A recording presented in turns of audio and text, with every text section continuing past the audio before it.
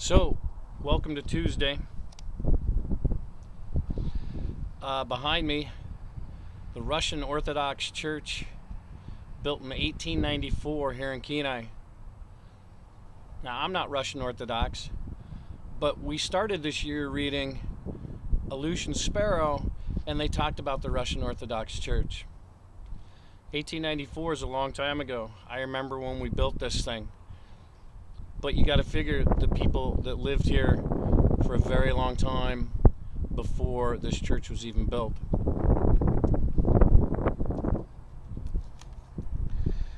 Team management in times of uncertainty.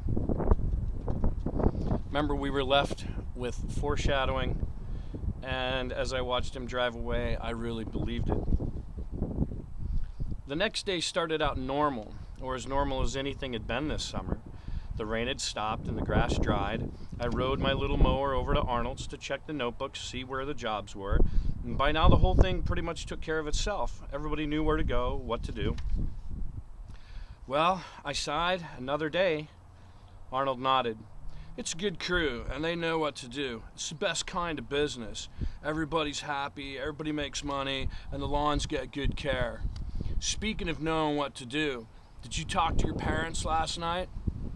I tried, Arnold, I really did, but then Joey showed up and the opportunity was gone. Joey showed up? What do you mean? So I told him about Joey following me home and how difficult it'd become to talk to my parents about all the money things. I couldn't just see how to break it to them by explaining that I own a heavyweight prize fighter, so I figured I would maybe wait until tonight or this afternoon. It's Monday and they both get off work today at noon. Arnold nodded. All right then, but for sure today. I'm really getting uncomfortable about keeping secrets from them, and I want your parents to set up a proper account for you. Today, for sure. What are you gonna do now? The Beckwith lawn. I might as well take my mower over there, keep my hand in. I worked for 2 solid hours and only had half a lawn done before I needed to refuel. I started to put gas in the mower when I remembered my cell phone. Arnold had bought a bunch of phones and given one to each of the crews and me so that we could keep in touch throughout the day. It bothered me that I had the thing in a belt holster while messing with the gas after I'd seen something on television about how cell phones might spark and blow things up. So I took it out of the belt holster and was just setting it on the ground when it went off. I had it set on vibrate so I could feel it, because with that old mower there was no way I could hear it. The vibration scared me so much I dropped it. I grabbed it. The call was from Arnold. Hi, what's up? It might be best for you to head home right now. His voice sounded clipped and unnatural. What? Home. It would be good for you to head home. You mean your place or my home?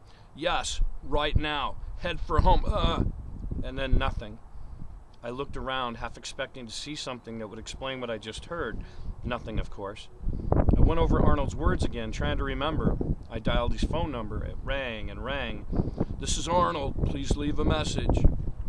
I started to leave one and then decided not to. Something was definitely very wrong. He'd said, head for home. I looked at my watch. Nobody would be there for an hour. Why head home? Why not go to his house? And why had he cut off so quickly? Rock. It must have something to do with him, but Joey Powell had pretty much taken care of that. Maybe not. Maybe Rock had come back and followed some of the men to Arnold's house and figured out that Arnold kind of ran the show. And then they came this morning, and what? I had to go see, but carefully. I parked the mower and ran the 4 long blocks to Arnold's. I stopped across the street in back of the Jameson's hedge and studied Arnold's house. His Toyota was there as usual. Things seemed normal. Nothing was moving on the porch or in any of the windows that I could see. I watched for what seemed like an hour, but it was probably only 15 minutes or so. I tried to slow my breathing down from the run over, and I clenched my hands into fists to stop the shaking. I finally decided to walk up to the house and check it out, and started to creep up out of the hedge when I saw it. Behind the curtain in the living room window, a man's head appeared. Just for a second, the curtain shifted, and I saw him. I moved back behind the hedge. Rock. Either him or his identical twin. So, Rock was there, probably with some of his men, and they must have Arnold. So, now what? They had Arnold and they wanted what? They wanted money, more money than before for sure, but what else? They wanted me to get the money. And with the jolt, I realized there was nothing I could do.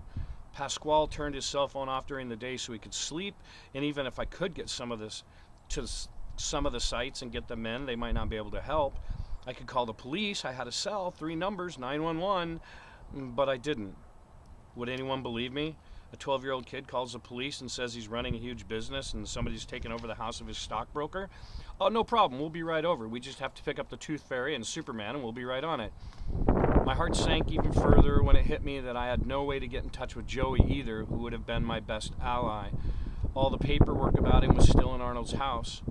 I didn't know his address or phone number or even where the fight was going to be on Saturday. Everything was in the house, where Rock was, either alone with Arnold or with more of his men. I needed help now.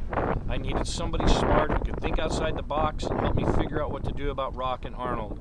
Somebody with a good brain who would truly want to help me. I'll let you finish that one.